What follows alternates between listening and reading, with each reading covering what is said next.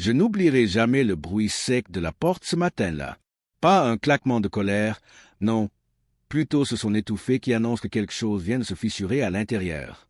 Mon mari était mort depuis 3 ans déjà, et pourtant, ce jour-là, j'ai eu l'étrange sensation de le perdre une seconde fois. Peut-être parce que certaines morts ne font pas de bruit tout de suite. Elles attendent. Elles s'installent dans les habitudes, dans les promesses murmurées, dans les virements bancaires faits machinalement chaque début de mois. Après l'enterrement, j'avais juré de prendre soin de sa mère. C'était presque une évidence. Elle était seule, fragile, le regard toujours posé sur une photo jaunie de son fils. $200 par mois, une somme qui, au début, me semblait dérisoire face au vide qu'il avait laissé. Je travaillais dur, je me privais parfois, mais je ne me suis jamais plainte. C'était ma façon à moi de rester fidèle à l'homme que j'avais aimé. Les mois sont devenus des années. Les messages de remerciement se sont faits rares, puis inexistants. Pourtant, chaque fois que je pensais arrêter, une petite voix me rappelait ces dernières paroles à l'hôpital. « Prends soin d'elle, s'il te plaît. » Alors je continuais, sans poser de questions, sans regarder en arrière. Mais ce matin-là, en ouvrant une enveloppe beige glissée sous ma porte, quelque chose a changé. Mes mains ont tremblé. Mon cœur s'est mis à battre trop vite, comme si je savais déjà ce que mon esprit refusait encore de comprendre. Les mots imprimés devant moi semblaient irréels, presque indécents. J'ai relu la première ligne 3 fois, espérant y trouver une erreur, une mauvaise blague. Avant de continuer cette histoire, si vous aimez les récits intenses, vrais et chargés d'émotions, pensez à liker cette vidéo et à vous abonner à la chaîne pour ne rien manquer des prochaines histoires. Je me suis assise lentement sur le canapé, la lettre toujours ouverte. Autour de moi, l'appartement paraissait soudain étranger. Les murs que nous avions peints ensemble, la table où nous avions tant ri. Tout semblait me regarder en silence, comme si chaque objet attendait ma réaction. Une question tournait en boucle dans ma tête. Depuis quand vivais-je dans un mensonge sans le savoir? J'ai pris mon téléphone pour appeler sa mère, persuadé qu'une simple conversation suffirait à éclaircir ce malentendu. Mais au moment où l'écran a affiché son nom, mon doigt s'est figé. Et si la vérité était bien plus lourde que ce que je pouvais supporter? Et si, en appuyant sur ce bouton, je déclenchais quelque chose qu'il serait impossible d'arrêter? Le téléphone vibrait encore entre mes doigts quand j'ai finalement reposé l'appareil, sans appeler. Mon souffle était court, irrégulier. J'avais besoin de comprendre avant d'entendre sa voix. La lettre était toujours là, posée sur la table basse, comme une accusation silencieuse. Je l'ai relue lentement, mot après mot, en laissant chaque phrase s'enfoncer un peu plus profondément en moi. Il y était question d'un héritage, d'un compte dont j'ignorais l'existence, et surtout d'une somme qui dépassait tout ce que j'aurais pu imaginer. Une somme qui rendait mes $200 mensuels presque absurdes. Mes pensées se sont bousculées. Pourquoi ne m'avait-elle jamais parlé de cet argent? Pourquoi continuer à accepter mes virements, mois après mois, alors qu'elle n'en avait visiblement pas besoin? J'ai senti une colère sourde monter en moi, mêlée à une honte étrange. Avais-je été naïf au point de ne rien voir? Ou avais-je simplement choisi de ne pas regarder? Par fidélité à la mémoire de mon mari, je me suis levé et j'ai commencé à faire les 100 pas. Chaque pas résonnait comme un reproche. Des souvenirs me revenaient, soudain éclairés d'une lumière nouvelle. Ses silences au téléphone. Ses réponses vagues quand je lui demandais si tout allait bien. Cette fois où elle avait refusé mon aide pour des frais médicaux, sans vraiment expliquer pourquoi. À l'époque, j'avais mis cela sur le compte de la fierté. Maintenant, je doutais de tout. Je me suis surprise à ouvrir mes relevés bancaires, à calculer mentalement. 3 ans, 36 mois, $7 200. Une somme qui, pour moi, représentait des heures supplémentaires, des vacances annulées, des projets repoussés. Et pour elle, une goutte d'eau, peut-être. Cette pensée m'a fait mal plus que je ne voulais l'admettre. Finalement, j'ai rappelé son numéro. Cette fois, elle a répondu presque immédiatement. Sa voix était calme, trop calme. Elle m'a demandé comment j'allais, comme si de rien n'était. J'ai hésité une seconde, puis j'ai mentionné la lettre. Un silence s'est installé, long, pesant. J'ai cru que la communication avait été coupée. Puis elle a soupiré, un soupir lourd, chargé de quelque chose que je n'avais jamais entendu auparavant. Elle m'a dit que ce n'était pas le moment d'en parler, qu'il fallait que je vienne la voir, en personne. Son ton ne laissait aucune place à la discussion. Quand l'appel s'est terminé, je suis resté immobile, le regard perdu dans le vide. Pourquoi ce secret? Pourquoi maintenant? Et surtout, Qu'allais-je découvrir en franchissant le seuil de sa maison? J'ai pris la route le lendemain matin, sans presque dormir de la nuit. Le paysage défilait devant mes yeux sans que je le voie vraiment. Chaque kilomètre me rapprochait d'une vérité que je redoutais de plus en plus.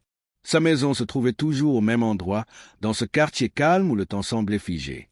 Pourtant, en me garant devant le portail, j'ai eu l'impression d'arriver dans un lieu que je ne connaissais plus. Elle m'a ouvert avant même que je sonne. Son visage était tiré, mais son regard restait étonnamment ferme. À l'intérieur, tout paraissait impeccable, presque trop. Les meubles sombres, les rideaux épais, l'odeur familière du thé, et pourtant, quelque chose clochait. Je me suis assise là où elle m'a indiqué, mes mains serrées sur mon sac, comme si j'avais besoin de m'accrocher à quelque chose de tangible. Nous avons parlé de banalité pendant quelques minutes, du temps, de la circulation, de la santé. Chaque phrase me semblait inutile, presque cruelle. Finalement, je n'ai plus tenu. Je lui ai demandé pourquoi elle ne m'avait jamais parlé de cet héritage. Sa réaction a été immédiate, elle a détourné le regard. Ce simple geste a suffi à me faire comprendre que la vérité n'allait pas être simple. Elle m'a expliqué que l'argent venait d'un compte ouvert bien avant la mort de son fils. Une précaution, selon elle. Elle a parlé lentement, en choisissant ses mots avec soin, comme si elle marchait sur un terrain dangereux. Plus elle parlait, plus je sentais une distance creuser entre nous. Ce n'était pas seulement une question d'argent. C'était une question de confiance. Je lui ai demandé pourquoi elle avait continué à accepter mes $200. Elle a hésité, puis m'a répondu qu'elle pensait que j'en avais besoin autant qu'elle. Besoin de donner. Besoin de me sentir utile. Cette réponse m'a coupé le souffle. Était-ce vrai? Avais-je projeté mes propres besoins sur elle, sans jamais chercher à comprendre ce qu'elle ressentait réellement? Je me suis levé pour regarder autour de moi, cherchant inconsciemment des indices. Mon regard s'est arrêté sur une armoire entr'ouverte. À l'intérieur, j'ai aperçu une pile de documents soigneusement classés. Certains portaient le nom de mon mari. Mon cœur s'est mis à battre plus fort. Je lui ai demandé ce que c'était. Elle a refermé l'armoire d'un geste rapide, presque paniqué. À cet instant précis, j'ai compris que l'héritage n'était qu'une partie de l'histoire. Il y avait autre chose. Quelque chose de bien plus ancien, de bien plus profond, et peut-être de bien plus douloureux. Le silence qui a suivi a été presque insupportable. Elle se tenait debout devant l'armoire fermée, la main encore posée sur la poignée, comme si elle craignait que je m'en approche. Je me suis rassis lentement, le cœur serré. Mon regard ne quittait plus ce meuble banal qui, soudain, me semblait renfermer bien plus que de simples papiers. Elle a repris place en face de moi, a lissé sa jupe d'un geste nerveux, puis m'a fixé avec une intensité nouvelle. Elle m'a demandé si je faisais encore confiance à la mémoire de son fils. La question m'a déstabilisé. Bien sûr que oui. Je l'aimais. Je l'avais aimé jusqu'à son dernier souffle. Alors pourquoi cette question? Elle a hoché la tête, comme si ma réponse confirmait quelque chose qu'elle redoutait. Puis elle m'a parlé de dettes. Pas les siennes. Les siennes, à lui. Des erreurs du passé, des choix qu'il m'aurait cachés pour me protéger. Selon elle, chaque mot me frappait comme une gifle. Mon mari, l'homme doux et rassurant que je croyais connaître, aurait vécu une double vie financière. Elle affirmait qu'après sa mort, elle avait dû régler certaines choses dans l'ombre, utiliser cet argent pour éviter des problèmes plus graves. Elle parlait de menaces à demi-mot, de personnes peu recommandables. Je ne savais plus si je devais la croire ou non. Tout semblait si flou, si arrangé. Je lui ai demandé pourquoi elle ne m'avait jamais rien dit. Sa réponse a été simple, presque froide. Elle pensait que je n'aurais pas supporté la vérité, que je me serais effondré. Cette phrase a éveillé en moi une douleur profonde, mêlée de colère. Avait-elle si peu de considération pour ma force, ou craignait-elle surtout que je pose trop de questions? En me levant pour partir, j'ai remarqué une enveloppe glissée derrière un cadre photo. Mon nom y était écrit, de la main de mon mari. J'ai senti mes jambes faiblir. Quand je me suis retourné pour lui demander ce que c'était, son visage a blêmi. Elle a tenté de me l'arracher des mains, trop tard. À l'intérieur, quelques lignes seulement, écrites à la hâte, comme un aveu laissé en suspens. Je n'ai pas eu le temps de tout lire. Elle m'a supplié de poser cette lettre, de ne pas aller plus loin aujourd'hui. Mais désormais, une certitude s'imposait à moi. La vérité que je cherchais n'était pas seulement enfouie dans des comptes bancaires ou des documents officiels. Elle était là, à portée de main, et elle menaçait de bouleverser tout ce que je croyais savoir de l'homme que j'avais aimé. Mes mains tremblaient en tenant cette lettre, comme si le papier brûlait ma peau. Elle répétait mon prénom, encore et encore, me demandant d'arrêter, de lui faire confiance une dernière fois.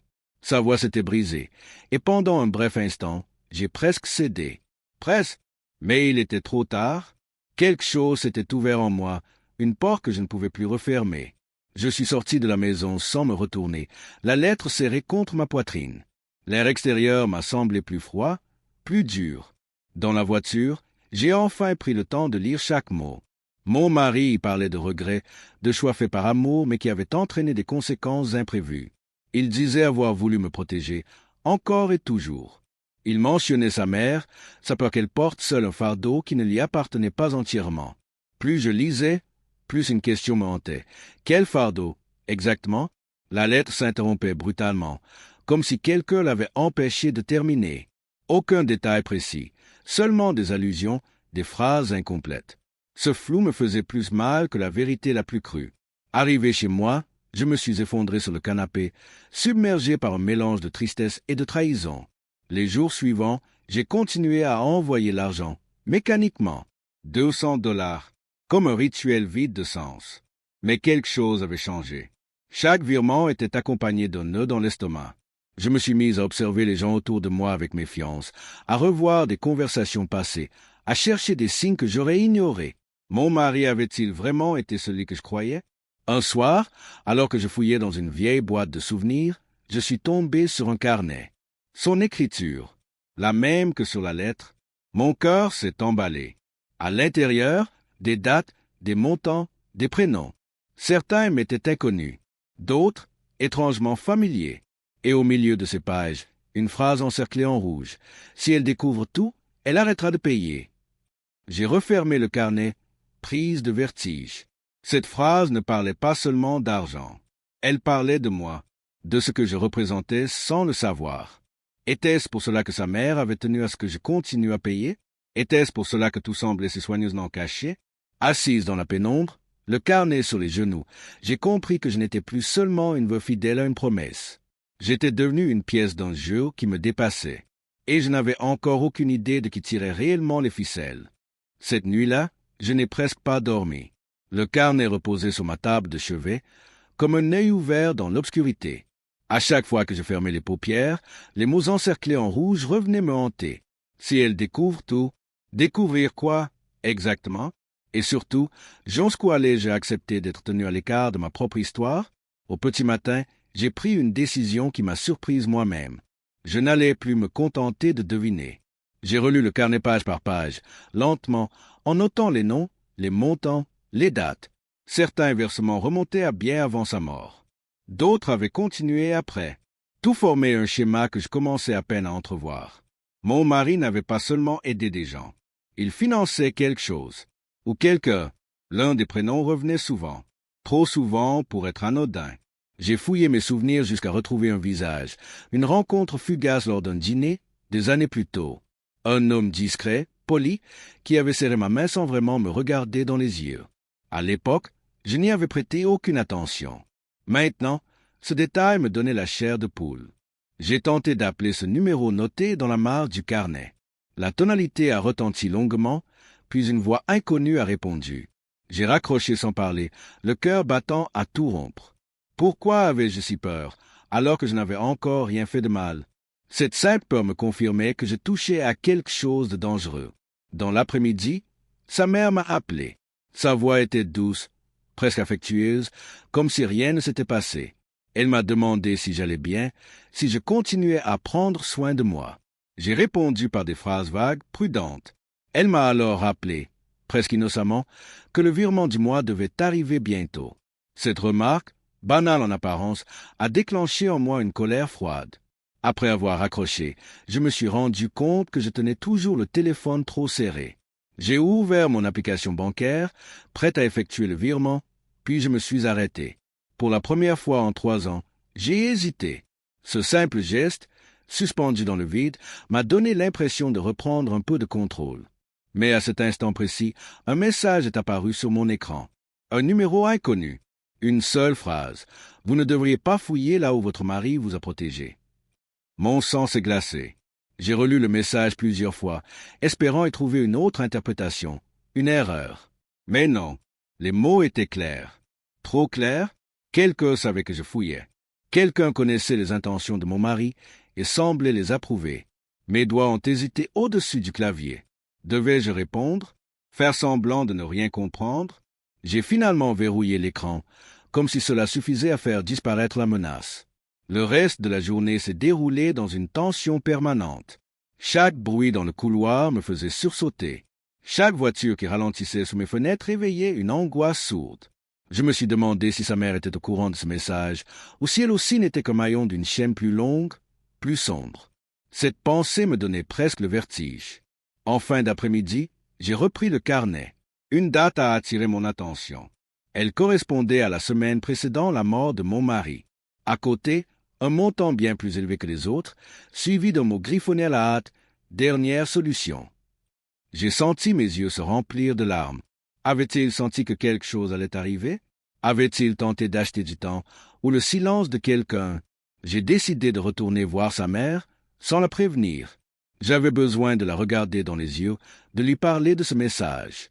Quand je suis arrivé devant sa maison, une voiture inconnue était garée devant le portail. Mon cœur a raté un battement. À travers la fenêtre du salon, j'ai aperçu une silhouette masculine assise en face d'elle. Il parlait à voix basse. J'ai hésité, puis j'ai frappé. Le silence s'est abattu brusquement à l'intérieur. Quelques secondes plus tard, la porte s'est ouverte. Elle avait ce sourire figé que je connaissais trop bien. Derrière elle, l'homme s'est levé.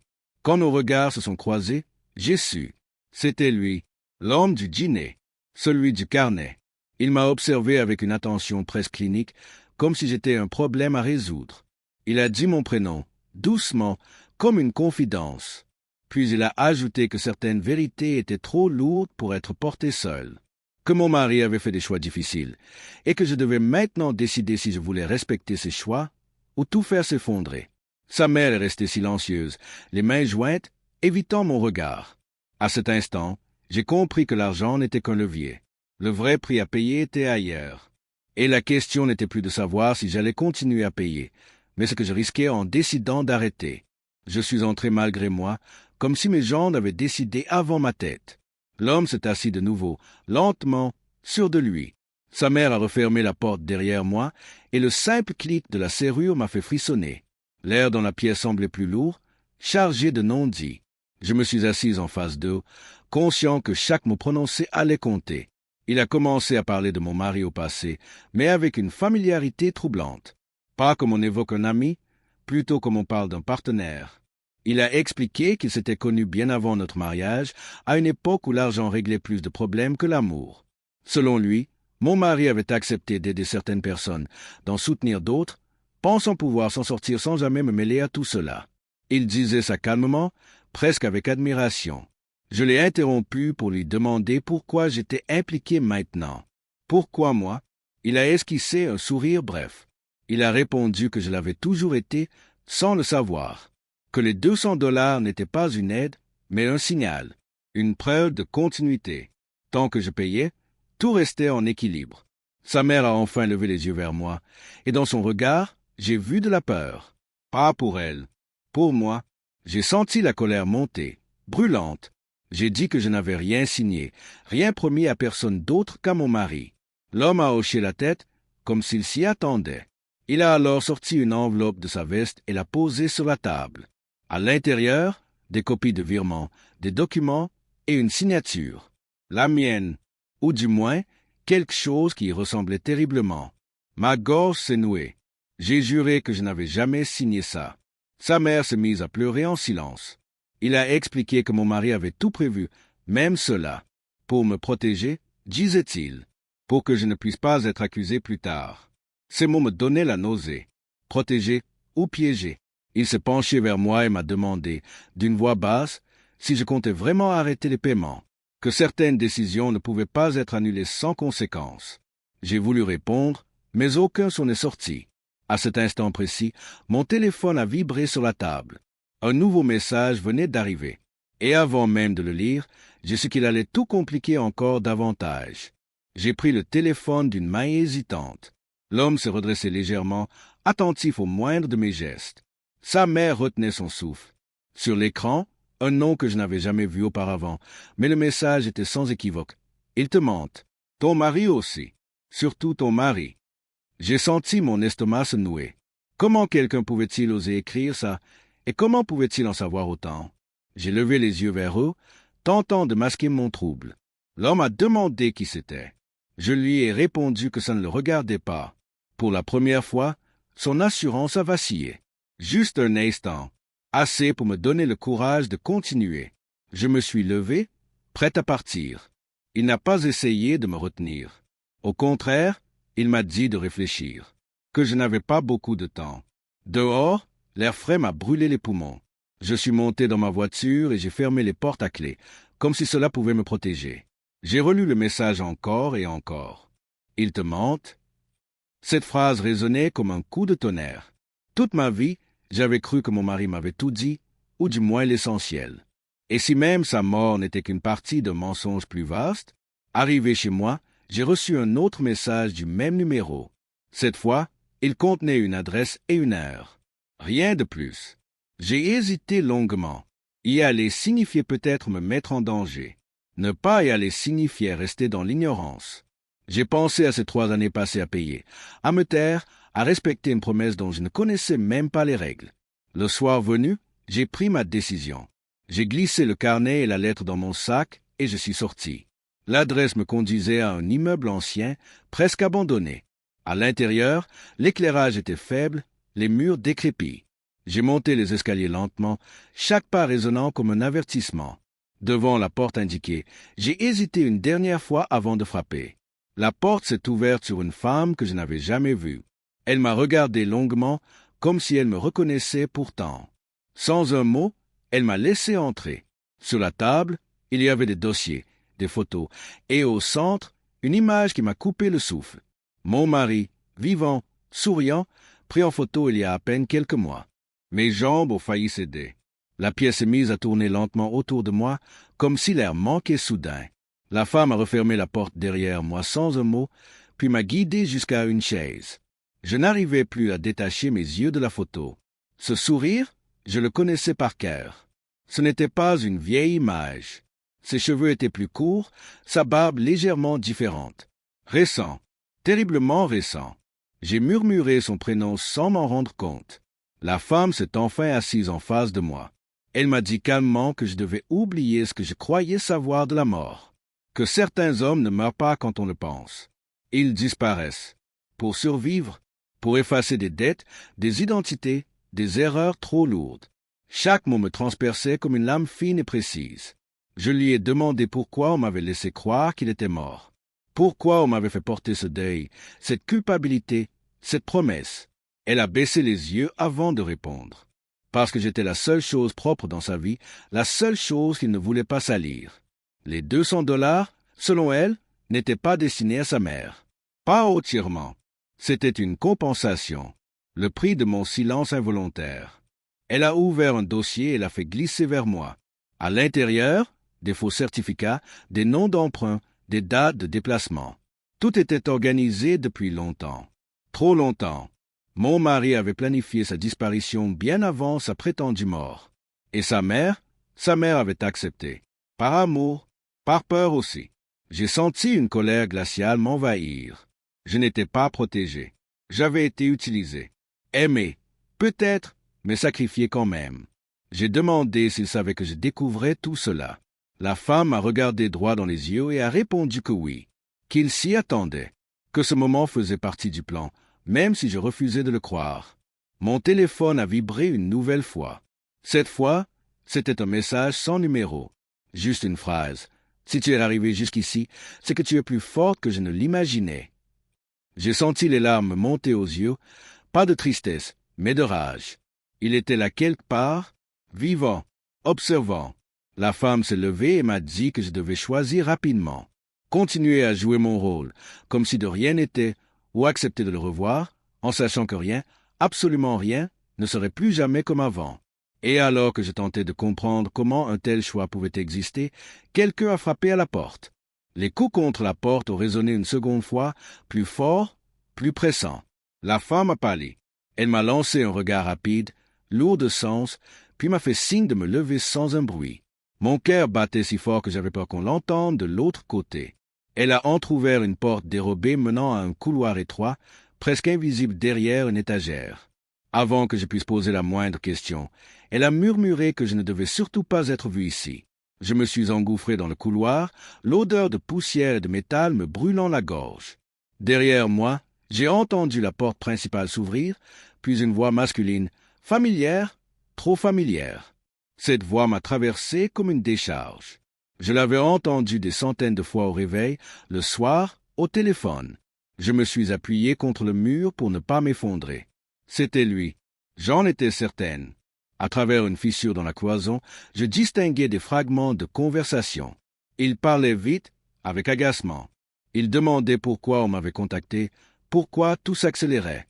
La femme tentait de le calmer, lui rappelant que je n'étais pas stupide, que l'argent, les documents, les silences finissent toujours par parler. Mon mari, non, cet homme répondait que ce n'était pas censé se passer ainsi, que je devais rester à l'écart. Toujours. Mes mains se sont crispées. 3 ans de deuil. 3 ans à payer, à me taire, à me sentir coupable de respirer sans lui. Et pendant ce temps, il était là, vivant, inquiet non pas pour ma douleur, mais pour le désordre que ma lucidité provoquait. J'ai senti quelque chose se briser en moi, définitivement. Le couloir débouchait sur un escalier de service. En descendant, mes jambes tremblaient, mais chaque marche renforçait une certitude nouvelle. Je n'étais plus la veuve docile qu'ils avaient imaginée. Dehors, la nuit était tombée. Mon téléphone vibrait sans cesse dans ma poche. Des messages, des appels manqués. Sa mère, des numéros inconnus. Lui, peut-être. Je me suis arrêté sous un lampadaire, le souffle court. Un dernier message est apparu à l'écran. Rentre chez toi. On parlera. Je t'expliquerai tout. J'ai éclaté d'un rire bref, nerveux, presque hystérique. Tout expliqué. Après m'avoir volé le droit de choisir, le droit de savoir, le droit de le pleurer. J'ai levé les yeux vers les fenêtres sombres de l'immeuble. Je savais qu'il me regardait peut-être encore. J'ai glissé le téléphone dans mon sac sans répondre et j'ai repris ma marche, conscient qu'à partir de cet instant, chaque pas m'éloignait de la femme que j'étais et me rapprochait d'une vérité qu'il ne contrôlait plus. Je me souviens encore de la sensation exacte de cette nuit-là, lorsque j'ai compris que je ne pourrais plus jamais faire semblant. Je n'ai pas fui. Je ne me suis pas caché. J'ai fait ce qu'il n'avait jamais prévu. J'ai réfléchi, longuement, froidement. Et pour la première fois depuis des années, j'ai pensé à moi avant de penser aux autres. Les jours suivants, j'ai cessé tous les paiements. Sans explication, sans message. Le silence qui a suivi a été assourdissant. Puis les appels ont commencé. Sa mère, des numéros inconnus, des messages oscillant entre supplications et menaces. Je n'ai répondu à aucun, car entre-temps, j'avais tout remis aux autorités, les documents, les virements, les faux papiers, les preuves.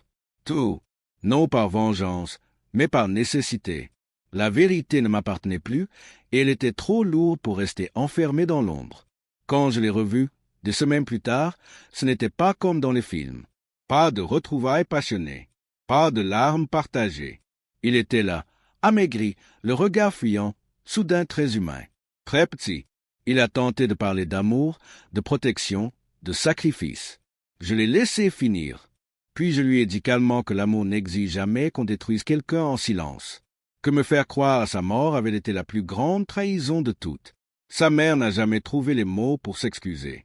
Peut-être n'en avait-elle pas. Peut-être avait-elle trop peur de reconnaître qu'elle m'avait utilisé. Je lui ai souhaité de trouver la paix, puis je suis parti. Définitivement, sans colère, sans haine, juste avec une lucidité nouvelle. Aujourd'hui, quand je repense à ces 200 $ envoyés chaque mois, je ne vois plus seulement de l'argent. Je vois une femme qui cherchait à rester fidèle à une promesse, sans savoir qu'elle payait le prix de son propre aveuglement. Mais je ne regrette rien, car c'est en perdant tout ce que je croyais vrai que j'ai enfin gagné quelque chose d'essentiel, ma liberté. Certaines histoires commencent par l'amour et se terminent par la vérité. D'autres font l'inverse. La mienne m'a appris une chose simple et brutale.